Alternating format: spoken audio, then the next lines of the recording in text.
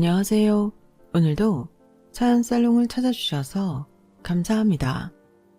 저는 결혼 3년 만에 이혼하고 현재는 5살 아들아이를 둔 돌싱맘입니다. 결혼 전 연애는 3년 정도 했고요. 오만이었는지 모르겠지만 저는 남편에 대해 어느 정도 잘 안다는 생각에 남편과 결혼을 결심했어요. 남편은 저보다 3살이 많았고 같은 회사 선배였는데요. 남자친구가 되기 전부터 남편에게 호감이 있었어요.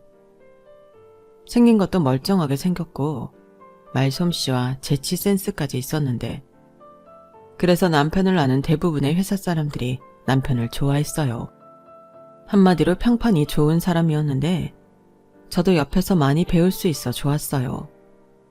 지금도 그 점은 고맙게 생각하고 있는데 연애할 때도 그 사람은 꽤 스마트한 사람이었죠. 그래서 더 호감이 갔고 이 남자의 여자친구라는 게 뭐랄까 자부심도 있고 좋았는데요. 우리의 둘의 시작은 꽤나 특별했어요. 같이 출장을 갔는데 거기서 뜻밖의 남편한테 고백을 받았거든요. 그리고 저는 짝사랑까지는 아니었지만 남편한테 이미 호감이 있었기에 그 고백을 마다할 이유가 없었고 그렇게 저희는 사내 비밀 연애를 시작했어요. 그래서인가 저의 연애는 다른 연애에 비해 스릴도 있고 또 재미있었는데 아니 땡 굴뚝에 연기는 절대 안 난다고 비밀 연애를 시작한 지 몇 달 지나지 않아 회사에 소문이 나면서 저희의 비밀 연애는 끝이 났어요. 대신 아주 대놓고 하는 연애가 시작됐는데 저 그때 여직원들한테 부러움과 질투를 한몸에 받았는데요. 그때는 조금 오바해서 제가 연예인을 만나는 줄 알 정도였어요. 그만큼 남편이 인기가 참 많았는데 그래서 제가 더 쓸데없이 우쭐했던 거겠죠. 어지간하면 헤어지기 싫어서 제가 참는 날이 많았거든요. 행여 우리가 헤어졌다고 하면 다음 순서 기다리고 있는 여자가 번호표 뽑고 기다리고 있는 기분이었는데 이렇게 적어보니 제가 참 어리숙하고 어렸네요.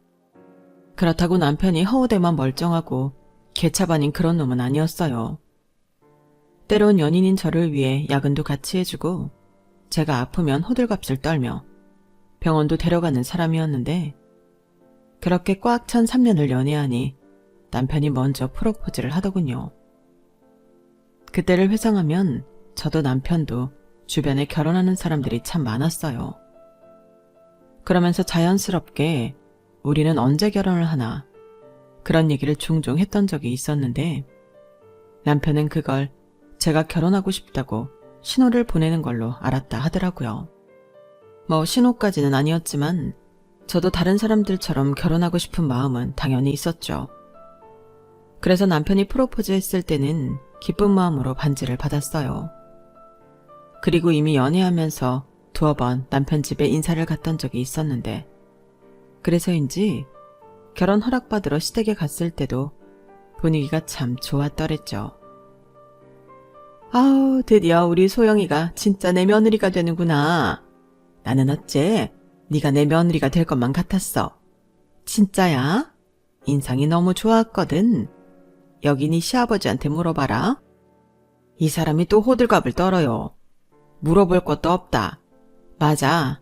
내가 증인이야. 하여튼 이제 정식으로 우리 식구가 되는 거니 환영한다. 우리 앞으로 잘 지내보자. 네 아버님, 어머님도 감사해요. 저도 어머니가 제 시어머니가 되신다니 너무 좋아요. 그래? 너도 그러니? 어쩜 우리가 이렇게 마음이 통할까? 여보, 나랑 우리 소영이 꼭 딸이랑 엄마 같지 않아요? 엄마 그만해. 소영이 민망하게. 그리고 엄마가 딸이 없나? 딸이 무려 3명이나 있는데. 넌 왜 갑자기 분위기 좋은데 찬물을 끼얹어? 딸이 있으면 뭐 며느리 예뻐하면 안 돼? 아니 내 말은 오버하지 말라고. 사실 내가 누나가 3이나 있는데 장가는 갈 수 있을까 했잖아. 소영이 안 만났으면 어쩔 뻔했어? 또 그 소리 한다. 소영아, 신우가 3이어도 너는 걱정할 필요가 없다.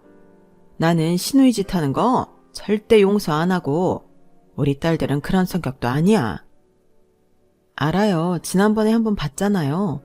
다들 인상 좋고 좋으시던데. 그래. 그리고 이젠 다 시집가서 출가 외인이잖아. 집에 오라고 해도 지들 살기 바쁘다고 오지도 않아. 지 시댁은 뻔질나게 가면서. 어허, 괜히 왜 예비 며느리 앞에서 우리 딸들 흉을 보나. 시댁에 뻔질나게 가고 싶은 며느리가 어딨나. 부르니까 가는 거지. 그러니까 당신은 소영이 힘들게 뻔질나게 부르지 마. 당신은 말을 해도 나 그렇게 눈치 없는 사람 아니야. 괜히 소영이 앞에서 이상한 소리를 해. 소영아, 걱정하지 마. 그리고 나는 네가 우리 아들이랑 결혼해주는 것만으로도 너무 고마워. 이건 진심이야. 시부모님은 이렇게 저를 며느리로 대환영해 주셨어요. 특히 시어머니가 저를 엄청 좋아하셨는데 나중에 알고 보니 저를 좋아한 게 아니고 자기 아들 데려가줘서 좋아했던 거더라고요.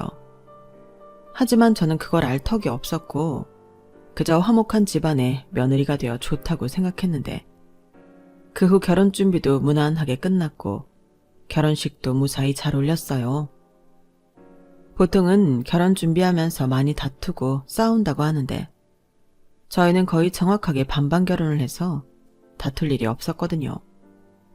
그리고 집은 제가 모아둔 돈이 조금 더 많아 제 이름으로 전세 계약을 하고 남편이 대출금 이자를 조금 더 내는 걸로 합의를 했는데요. 그렇게 지내다 이사를 가면 그땐 대출을 받더라도 공동 명의로 하기로 둘이 약속을 했죠. 그래서 전세 명의가 제 거니 남편이 돈을 조금 더 내니 그런 걸로 다투지 않았는데 나중에 이혼하려고 보니 이게 참 신의 한 수가 되었어요. 그 이야기는 잠시 뒤에 들려드리는 걸로 하고 다시 본론으로 돌아가면 저희 결혼은 나름 순탄하게 시작되었죠. 그런데 확실히 연애와 결혼은 다른 거였어요. 연애는 그저 밖에서 좋은 모습만 보고 헤어지는 건데 결혼은 생활을 같이 하는 거잖아요. 참고로 저는 성격이 매우 깔끔하고 부지런합니다. 나쁘게 말하면 성격이 급하고 집요해서 제 공간이 더러워지는 꼴을 못 봐요. 그런데 남편은 회사에서는 참 깔끔하고 일머리도 있는데 집에 오면 딴 사람이 되었어요. 손 하나 까딱하지 않고 게으른 데다 비위도 좋았는데 이건 뭐 못 참는 사람이 집안일을 할 수밖에 없겠더라고요. 그래서 친정엄마한테 하소연을 했더니 저희 엄마가 뒤로 넘어갈 정도로 웃으셨어요. 왜 웃어? 나 지금 심각한데. 아니, 네가 그런 소리를 하니까 이제야 실감이 나서. 그래. 우리 딸 시집간 거 맞네? 뭐래, 그럼 시집갔지 장가갔나? 나 진짜 심각하다고. 에휴, 난 또 뭐라고. 원래 남자들 다 그래. 네 아빠는 뭐 처음부터 엄마 도와주고 그랬는 줄 알아? 엄마도 하나하나 다 가르친 거야. 와, 정말? 아들도 아니고 이걸 가르쳐야 한다고?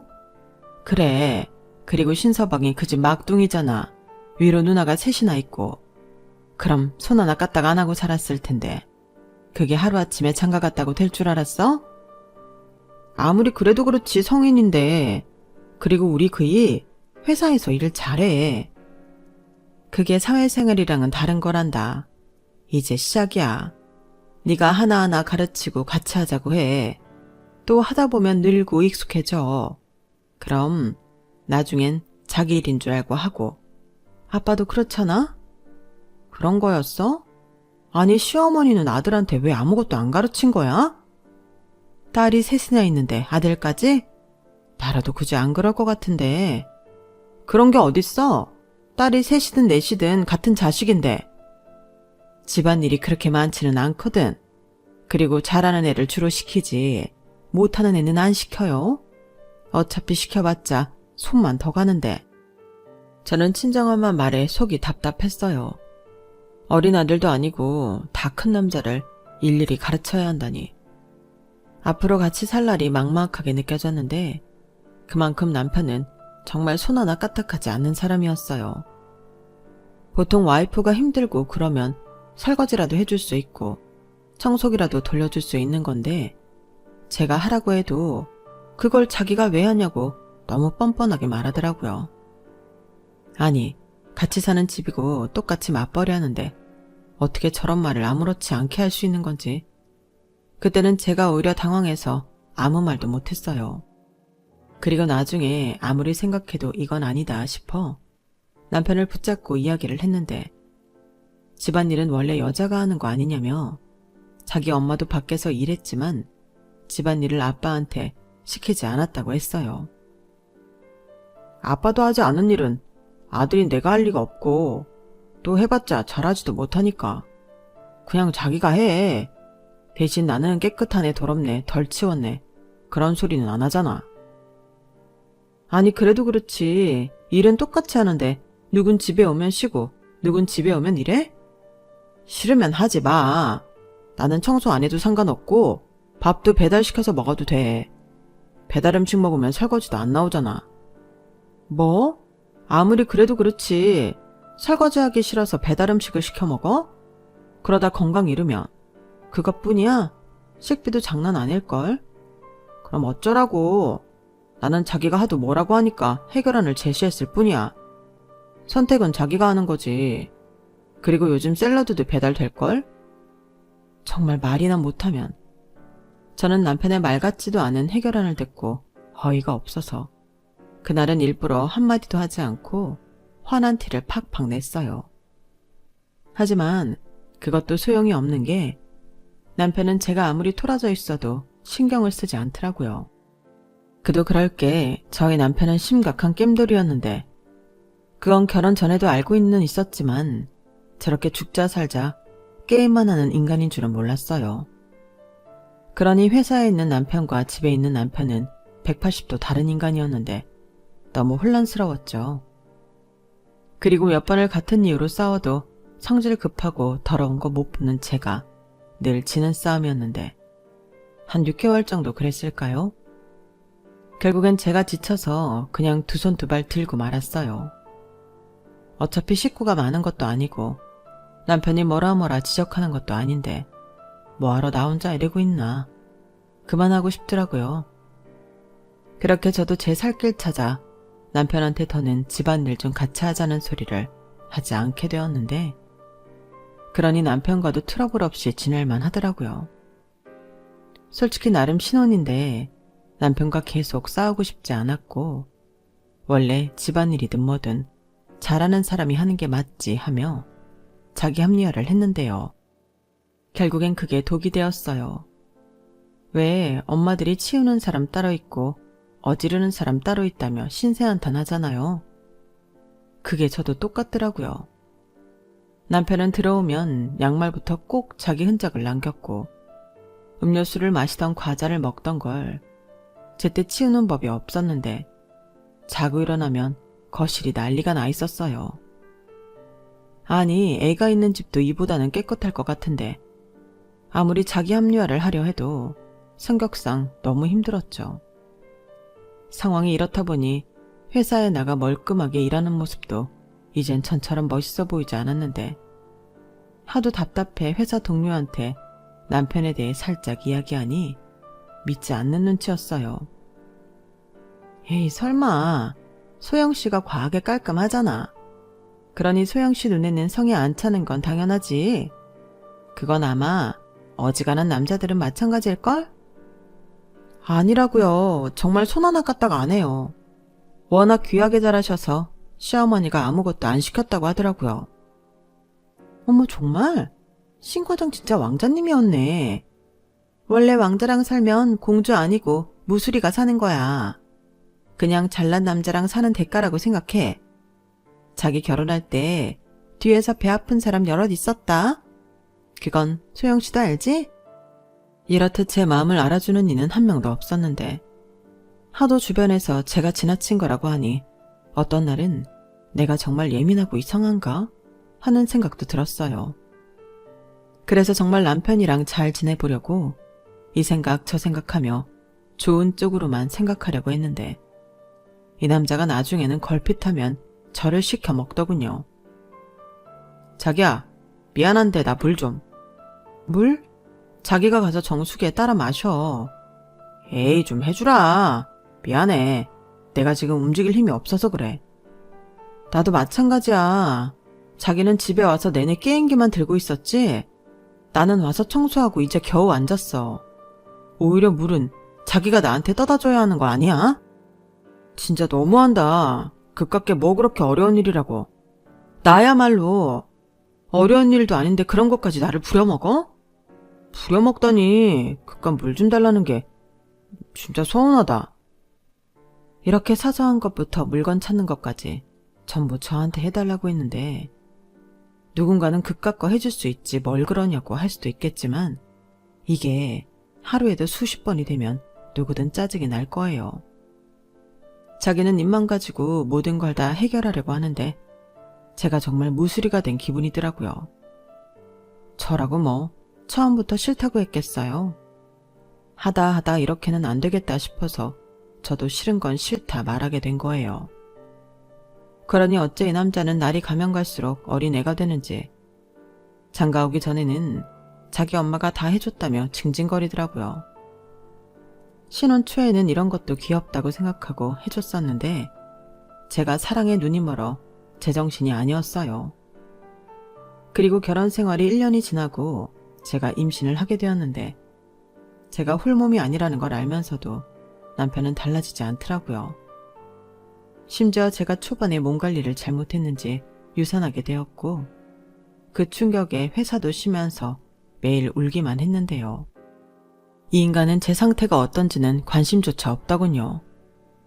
자기 말로는 저를 그냥 쉬도록 내버려 둔 거라고 하는데 안방에서 울면서 누워있으면 밖에서는 요란한 소리가 들려왔어요. 축구를 보는지 손흥민 하며 소리를 지르는데 딴 세상 사람 같더라고요. 그러니 서운한 마음은 날로 쌓여만 갔고 이렇게는 도저히 못 살겠다 싶어 남편한테 말도 하지 않고 친정으로 갔는데 그건 또 의식이 되었는지 저더러 왜 그러냐고 부모님 걱정시켜드리지 말고 집으로 오라고 채근하더군요. 왜? 나 없으면 더 편하게 놀 수 있잖아. 아주 혼자 신났던데? 내가 언제? 그냥 나도 가만히 있으면 우울하니까 뭐라도 찾는 거지. 자기도 그런데 나까지 그래봐. 얼마나 우울하냐? 그리고 아무리 그렇다고 해도 친정으로 그렇게 가면 어떡해? 나 혼자 집에 있잖아. 애냐? 혼자 집에 못 있어? 어차피 밥은 전부 배달시켜 먹고 게임하고 축구 보고 야구 보고 혼자 신났는데 나는 왜 찾는데? 그것도 그래.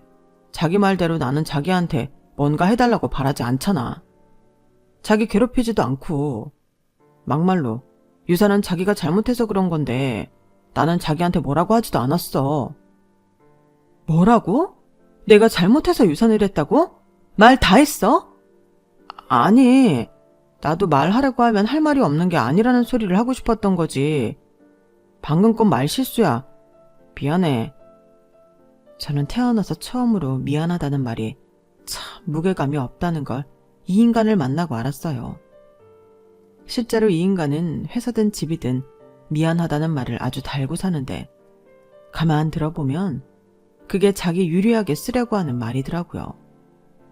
그러니 말은 미안하다고 하는 거지만 실제로 행동은 전혀 미안하지 않은 건데 말 한마디가 천냥빚을 갚는다고 이 인간은 그런 이익을 챙기고 있었어요. 하지만 저는 같이 사는 사람으로 더 이상 그 미안하다는 말에 휘둘리고 싶지 않았는데요. 그래서 그 후로는 자기야, 미안한데 이것 좀 해줄 수 있어? 라고 이야기하면 미안해하지 말고 나는 못하니까 알아서 하라고 맞받아치게 되었죠. 그러면 이 인간은 자기 엄마는 다 해줬는데 저는 아무것도 안 해준다며 또 징징거렸고 그럴 때마다 저는 남편이랑 사는 건지 아들이랑 사는 건지 분간이 가지 않았어요. 그리고 그간 사이가 나쁠 게 없었던 시어머니에 대한 감정도 쌓이게 되었는데 아들을 왜 저렇게 키웠는지 나중엔 원망이 생기더라고요. 그런데요, 참 희한한 건 제가 자기 아들 때문에 마음고생하고 있다는 걸 아는 시어머니가 저한테 이런 소리를 했다는 겁니다. 너도 참 팔자 좋은 소리 한다. 여자가 그 정도 시중은 틀어줄 수 있지. 대신 우리 아들은 잔소리를 안 하잖아. 너 그게 얼마나 큰 건지 모르지? 네 시아버지랑 살아봐라. 어찌나 잔소리가 심한지 노이로제 걸려. 어머니, 아무리 그래도 그이는 손 하나 까딱 안 해요. 나중엔 밥도 저더러 떠먹여달라고 할 것 같다니까요. 아니, 요즘 세상에 이렇게 사는 남자가 어딨어요. 귀하게 커서 그래. 3대 독자의 막내인데 내가 아까워서 뭘 시킬 수가 있어야지. 그리고 너도 네가 좋아서 한 결혼이잖아. 저는 시어머니의 말에 눈과 입이 동시에 커지고 벌어졌어요. 정말 놀라움의 극치가 따로 없었죠. 그러니 남편이 저에게 우리 엄마는 다 해주는데 이딴 말을 하는 거구나, 이런 생각이 들면서 소름이 끼쳤는데 앞으로 같이 살 날이 캄캄했어요.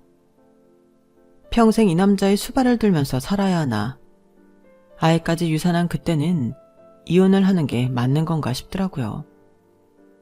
하지만 이 인간도 위기감을 느꼈는지 제 눈치를 살살 보기 시작했고, 그래도 뭔가 하려고 신용을 하기 시작하며 노력이라는 걸 하기 시작했는데, 아직 사랑하는 마음이 있었던 그때는 그게 뭔가 희망적으로 보이더라고요. 그리고 몇 달이 지나지 않아 저는 감사하게도 또다시 임신을 하게 되었고, 그때는 더 조심하며 임신 기간을 보냈는데 조산을 하긴 했지만 아들을 낳았어요. 임신 기간도 순탄하진 않았는데 이번에는 꼭 아이를 지키겠다는 일념으로 저는 병원을 내 집 삼아 나중엔 침대에 꼬박 누워 아이를 낳았죠. 작고 소중한 생명이 태어나자 저는 제 몸 아픈 것도 있고 너무 행복하고 감사했어요. 그래서 남편과 아들과 우리 셋이 평생 건강하고 행복하게 살길 바랬는데 개벌은 난 못 준다고 남편은 역시나 자기 버릇을 못 고치더군요. 그리고 제가 퇴원하고 조리원에 있다 아이와 함께 집에 돌아와 초보 엄마로 정신없이 육아를 하고 있는데도 남편은 자기는 무섭다며 육아를 함께 하지 않았어요.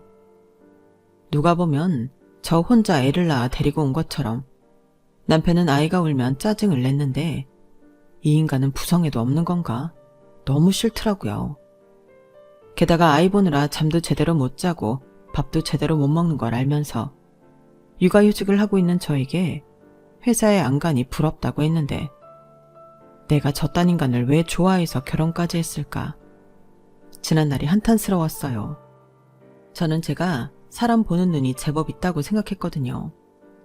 심지어 회사에서 일 잘하고 평판 좋은 허우대 멀쩡한 남자랑 결혼했으니 내 인생은 다른 여자들이 부러워할 거라고 자만했던 지난날의 제가 아주 우습기 그지없었는데 내가 전생에 무슨 죄를 지어 이러고 사나 싶었어요. 그러던 어느 날이었죠. 가뜩이나 오만정이 떨어진 이 인간이 무슨 게임을 중고거래하기로 했다며 갓난 애를 두고 저더러 대신 나가서 받아오라고 심부름을 시키는 게 아니겠어요? 저는 정말이지 이 인간이 제정신인가 싶어 그날은 완전히 뚜껑이 열려버렸어요. 뭐라고? 중고거래? 너 돌았냐? 무슨 말을 그렇게 해. 좀 해줄 수도 있잖아. 나는 회사 가야 하는데. 그래서 나는 집에서 놀아? 아니, 애랑 둘이 있으면 노는 거랑 다르지 않지. 애기 잘 때 잠깐 근처에 나갔다 올 수 있잖아. 생각이 있는 사람이야? 갓난애를 집에 혼자 두고 나더러 중고거래를 하고 오라고? 우리 아파트까지 오기로 했어. 그냥 코앞에 잠깐 나갔다 오는 건데 그것도 못해? 그럼 아예 우리 집 현관 앞까지 오라고 해. 그럼 내가 물건만 받아 놓을게. 에이, 그렇다고 어떻게 집까지 오라고 하냐. 그 사람이 어떤 사람인 줄 알고. 도대체 이 인간은 무슨 생각으로 사는 걸까요? 저런 말을 하는 거 보면 그래도 아예 정신이 없는 사람은 아닌 것 같은데 갓난아이를 두고 아파트 단지까지 나가서 물건을 받아오라니. 저는 남편의 상식을 이해할 수 없었어요. 그리고 더 대박은 다음날 눈을 뜨니 남편이 일찍 회사에 갔는지 집에 없었는데요. 알고 보니 집을 나간 거였어요. 자기가 저 때문에 못 살겠답니다. 아이가 태어나고 자기는 완전 뒷전이 되었고 자기가 뭐라도 부탁하면 제가 불같이 화를 낸다며 저 같은 무서운 여자랑은 못 살겠다고 했는데 당분간은 자기 부모님 집에서 지내겠다고 하더라고요. 전에 너도 친정에 가지 않았냐고 자기도 똑같이 하겠다고 했는데요. 아니, 이게 말이 되는 소린가요? 가뜩이나 익숙하지 않은 육아 때문에 삶의 질이 말도 못하게 낮아진 저를 두고 자기는 토라져서 자기 부모님 집으로 가다녀. 그리고 제가 중고거래 심부름을 해주지 않아 자기가 욕을 먹었다며 제 탓을 했는데 그냥 남편이 집을 나간 김에 영원히 쫓아내는 게 낫겠다는 생각이 들었어요. 그러면서 신기하게도 그동안 감정적으로 휘둘렸던 제 머릿속이 차분하게 이성적으로 돌아가기 시작했는데 더 이상 저런 인간을 남편이랍시고 또 내 아이의 아빠랍시고 상대할 필요가 없겠다고 판단했어요. 정말이지 자기가 그렇게 나오면 제가 겁이라도 집어먹을 줄 알았나 본데 이번 기회에 얼씨구나 잘됐다. 이참에 본때를 보여줘야겠다고 생각했어요. 제가 전에 친정에 갔을 때도 그렇고 저는 아쉬울 게 하나도 없거든요. 심지어 눈에 가시 같았던 인간이 사라져서 더 편하고 좋았는데 어디 한번 너 하고 싶은 대로 해보라고 내버려 뒀죠. 그러자 이번엔 시어머니가 안달이 나서 저에게 연락을 하셨어요. 그렇게 제가 며느리가 되어 좋다고 하시던 시어머니는 제가 당신 손자를 낳고 고생하는 걸 뻔히 알면서도 모른 척을 하셨는데 장가간 아들이 대뜸 집에 돌아와 자기한테 이거 해달라 저거 해달라 하니 그 화살을 저에게 돌리셨어요. 아니, 부부싸움을 하려면 니들이 니들 집에서 알아서 해야지. 이게 뭐냐? 왜 가만히 있는 나까지 힘들게 해? 어머니, 저한테 왜 그러세요? 저는 집에 가라고 등 떠민 적 없어요. 너도 그렇다. 애가 꼬라지가 나서 집을 나왔으면 살살 구슬려서 들어오라고 해야지. 네가 마음대로 하라고 했다며. 그럼 어떡해요? 자기가 저 싫다고 나갔는데 제가 뭐 들어오라고 빌기라도 할까요? 어머니, 저희가 왜 싸웠는지는 알고 저한테 전화하신 거예요? 저더러 갓난아기 두고 중고거래하라고 시켰어요. 제가 그거 못해준다고 하니까 자기 저 때문에 욕먹었다고 그래서 나간 거예요. 도대체 몇 살이에요? 나도 들었다. 그냥 좀 후딱 해주고 말지 뭐하러 일을 그렇게 키워. 애 성격 몰라? 그냥 해주고 말지. 가만 보면 너도 똑같아. 무슨 고집을 그렇게 부려. 어머니가 계속 그러시니까 그 사람이 나이 30 넘도록 정신을 못 차리는 거예요. 하우대만 멀쩡하면 뭐해요? 집에만 오면 인간 초딩이 되는데. 뭐야? 초딩? 네, 손 하나 까딱 안 해. 걸핏하면 이거 해달라 사람 귀찮게 하고 자기 마음대로 안 되면 꼬라지 내고 딱 초딩 수준이잖아요. 그래서 이제 와서 뭘 어쩌자는 거야. 결혼했으면 네가 알아서 데리고 살아야지. 네가 새 사람을 만들든 네가 수발을 들고 살든 네가 알아서 할 일인데 왜 나까지 힘들게 하냐? 어머니도 책임이 있죠. 그렇게 아들을 키웠는데 제가 무슨 수로 새 사람을 만들어요? 저는 못해요. 그리고 그 인간이 나간 김에 저 그냥 헤어지려고요. 뭐라고? 헤어진다고? 네가 진짜 미쳤구나. 안 미치려고 그러는 거예요. 어머니 아들이랑 살면 저 정말 미쳐서 정신병 걸릴 것 같거든요. 어머니도 아시잖아요. 출산하고 제가 제정신일 수 있어요? 그렇다고 누가 도와주는 것도 아닌데. 그런 건 원래 친정 엄마가 하는 거야. 왜 너는 니네 엄마한테 할 말을 나한테 하니?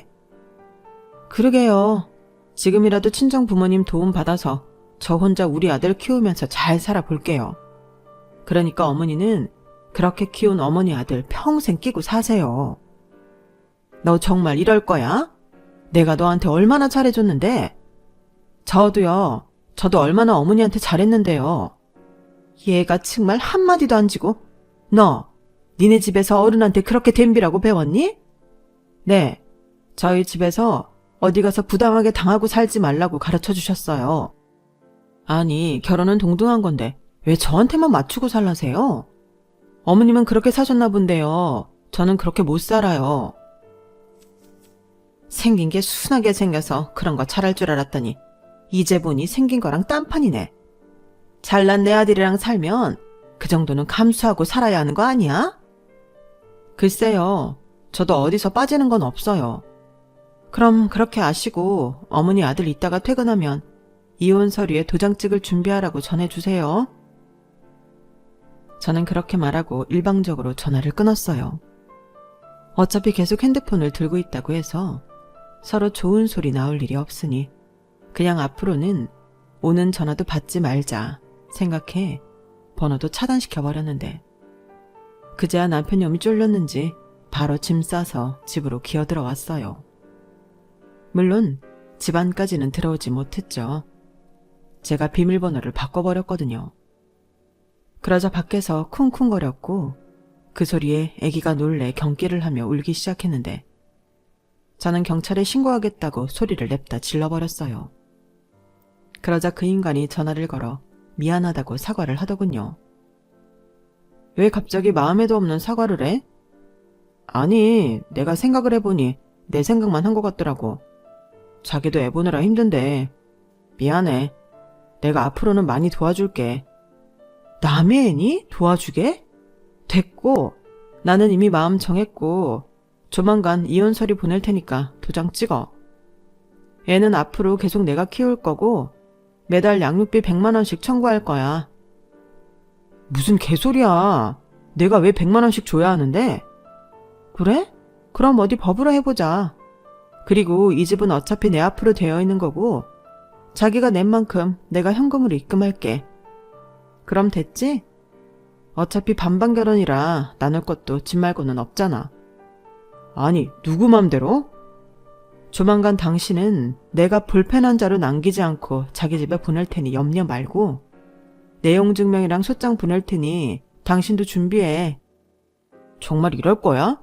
내가 뭘 잘못했어? 바람을 피웠어? 도박을 했어? 술 마시고 행패를 부렸어? 나는 이혼당할 이유가 하나도 없어. 그래? 꼭 그런 개차반 같은 이유가 있어야 이혼한다고 생각하는 거야? 그러니까 그렇게 지 잘못도 모르고 뻔뻔했던 거구나? 아니, 그렇게 살 거면 이혼하고 편하게 살지 왜 나랑 살려고 그래? 아, 손 하나 까딱하지 않으려고? 왜? 니네 엄마는 다 해준다며. 가서 니네 엄마랑 살아. 아니, 그건... 남편은 끝내 할 얘기가 없는지 제대로 말을 못했어요. 그런 남편을 보고 어찌나 통쾌하든지. 그게 너의 문제라고. 저는 마지막 쐐기를 받으며 전화를 끊었는데 사실 그동안도 이혼하기 위해 여기저기 알아보고 물어보고 나름 준비를 하고 있었거든요. 그리고 결심이 섰었기에 친정 부모님께도 이 사실을 얘기했고 급한 대로 친정에 돈을 빌려 남편한테 집에 들어간 전세 보증금 중 남편이 냈던 금액이랑 남편이 낸 이자 등을 정리해 입금해줬는데요. 알타니가 쏙 하고 빠진 기분이 들어 좋았어요. 대신 친정 부모님에게는 죄송한 마음뿐이었는데 그동안 일을 하고 계셨던 저희 엄마는 속상해하시며 하던 일을 그만두셨어요. 그리고 저에게 애를 봐주시겠다고 하셨는데요. 어찌나 죄송하던지 고맙다는 말도 하지 못하겠더라고요. 조금만 더 하면 정년을 채우고 명예롭게 은퇴하실 텐데 제가 불효를 저지르고 있는 것 같아 마음이 무거웠어요. 그래서 아니라고 하는 데까지 내가 알아서 하겠다고 말씀드렸는데 그때 저희 엄마가 그러시더라고요. 이미 사직서 냈고 앞으로 너를 위해서는 이게 맞아. 나는 그래도 신서방이랑 둘이니까 알아서 하겠거니 했는데 오히려 엄마가 미안하다. 엄마가 왜 미안해? 나는 이럴 생각까지는 아니었는데. 아니야, 괜찮아. 엄마도 이번 기회에 우리 손자 옆에 끼고 행복한 시간 좀 보내야지. 이런 날이 언제 또 오겠어? 그래도 너무 미안해. 됐다니까. 부모 자식 간에 뭐가 그렇게 미안해? 됐네요. 이제 우리 연우 걱정하지 말고 너는 복직 준비나 해. 회사는 계속 다닐 거야? 신서방이랑 소송한다며 안 불편하겠어? 불편하지. 그래도 내가 죄 지은 게 없는데 피하는 건 이상하잖아. 나 보란듯이 회사도 다니고 소송도 할 거야. 그래, 칼을 뽑았으면 제대로 휘둘러야지. 엄마는 너 걱정 안 해. 고마워. 그리고 미안해. 아빠한테도 너무 미안하고. 네 아빠는 말도 마. 그런 놈인 줄도 모르고 사위라고 예뻐한 자기를 용서하지 못하겠다고 요즘 수양하러 새벽마다 뒷산 간다. 엄마도 아빠도 너만 행복하면 돼. 저는 그렇게 든든한 지원을 받으며 본격적인 소송에 들어갔어요. 소문이라는 게 어찌나 무섭던지 제가 복직하니까 별 이상한 소리를 다 들었는데요. 남편님이 벌써 지가 유리한 쪽으로 소문을 내고 다녔더라고요. 자기는 저를 너무 사랑하는데 제가 아이 낳고 히스테리에 산후 우울증까지 와서 아무런 책임도 없는 자기한테 이혼하자고 했다고 저를 정신병자로 만들어놨는데 눈에는 눈, 이에는 이. 소문은 소문으로 잠재워야지 그게 맞잖아요. 게다가 저는 할 얘기도 많으니 사람들 귀가 아주 재밌어 죽겠다는 데 몰려들었는데 역시나 여자들은 가난한 아이를 두고 중고거래 심부름을 시켰다는 것에 분노했어요. 물론 믿지 않는 사람들도 있었는데 그러거나 말거나였죠. 그리고 끈질긴 소송이 계속되었는데 남편은 계속 자기는 이혼하고 싶지 않다고 주장했어요. 그래서 제가 이혼하지 않으려면 정확히 집안일 반반, 육아 반반에 자기 일은 자기가 알아서 하는 걸로 구체적인 대안을 제시했는데 그 인간이 판사님 앞인데도 그런 게 어딨냐며 자기는 못한다고 하더군요. 그 말이 얼마나 고마웠는지 몰라요. 사실 알겠다고 무조건 하겠다고 하면 저는 그걸 믿지도 못할 뿐더러 더 골치만 아파질 거였는데 제가 또 한다면 하는 성격이라 자기 딴에는 거짓말을 하면 추후에 자기가 더 피곤해질 것 같아 그랬다고 하더라고요. 이유가 어찌됐든 사람은 고쳐 쓰는 거 아니라고. 저는 그냥 응석 빠진 남편이랑 더는 살기 싫었는데요. 알고 보니 그 인간이 이혼 못하겠다고 버틴 이유는 따로 있었어요.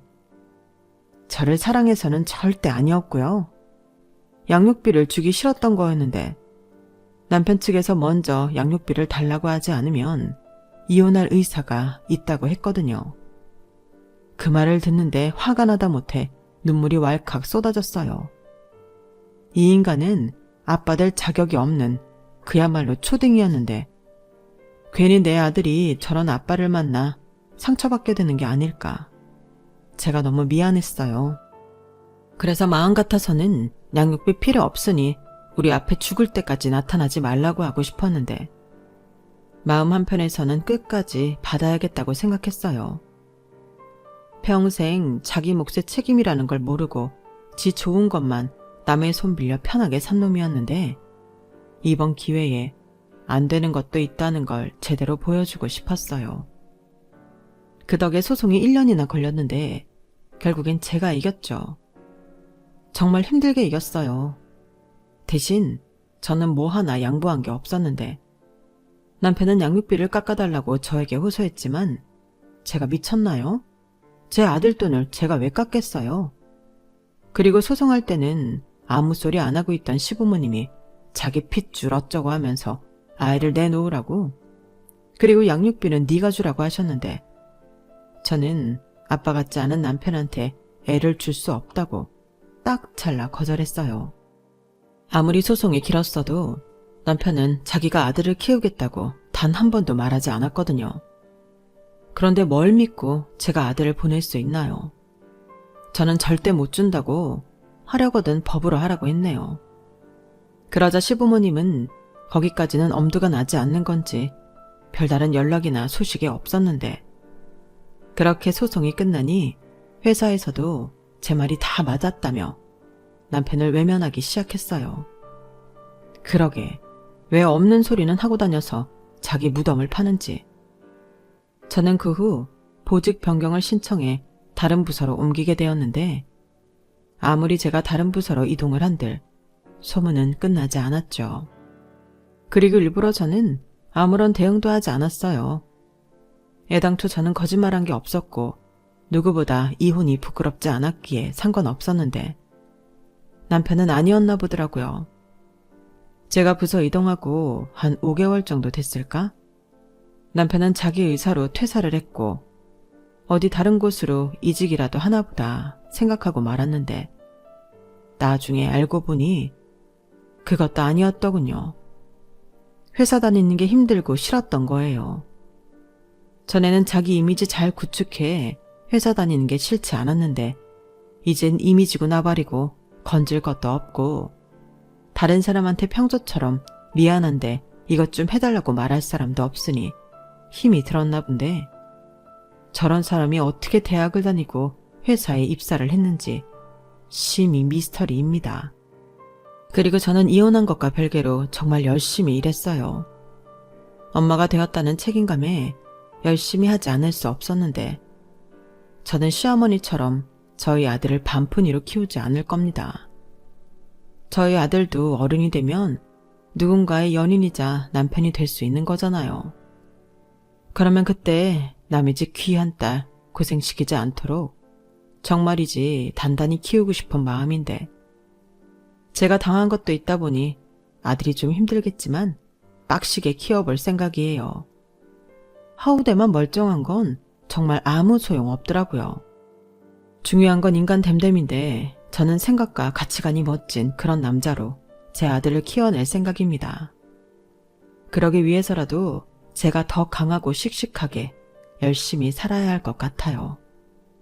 그래야 다 늙어서 누구처럼 다 큰 아들 떠안고 살지 않죠. 시어머니는 그 인간이 퇴사하고 저한테 딱 한 번 연락한 적이 있었는데 자기 너무 힘들다고 지금이라도 마음 바꿀 생각이 없냐고 하셨어요. 정말 웃기지 않나요? 자기 힘들다고 이혼한 며느리한테 전화를 하다니요. 그만큼 당신 힘들다는 소리겠죠. 그리고 그 연락으로 남편이 양육비 주기 싫어서 일도 구하지 않는다는 사실을 알게 되었는데요. 참, 이리 보나 저리 보나 한심한 인간입니다. 저런 인간을 한때는 너무 사랑했다니 저도 사람 보는 눈을 키워야 할 것 같아요. 뭐 덕분에 시어머니만 힘들게 생겼죠. 다 큰 아들 먹여 살리셔야 할 테니까요. 아니 어쩌면 지금도 그 아들이 당신의 노후 자금을 갉아먹고 있을 텐데 부디 지금의 과오가 당신들이 오냐오냐 떠받고 아들을 키운 대가라는 사실을 아셨으면 좋겠네요. 아울러 이젠 전남편이 된 그놈도 평생 지질이 궁상으로 살길 바라는 마음입니다. 뭐 지금도 충분히 지질이 궁상이지만요. 제 사연은 여기까지였어요. 현재는 워킹맘으로 정신없이 바쁜 생활을 하고 있지만 날로 날로 한 뼘씩 자라는 아들을 볼 때면 너무 행복합니다. 작게 태어나 늘 걱정이 많았는데 엄마 걱정하지 않도록 잘 커주는 우리 아들이 평생 무탈하고 행복했으면 좋겠어요. 그럼 지금까지 제 사연 들어주셔서 감사합니다. 늘 여러분 곁에는 좋은 일만 함께 하시길 진심으로 바라며 안녕히 계세요. 여러분, 사연 댓글에 응원과 현명한 조언 부탁드려요. 좋아요와 구독은 저에게 큰 힘이 됩니다. 오늘도 좋은 일 가득하세요.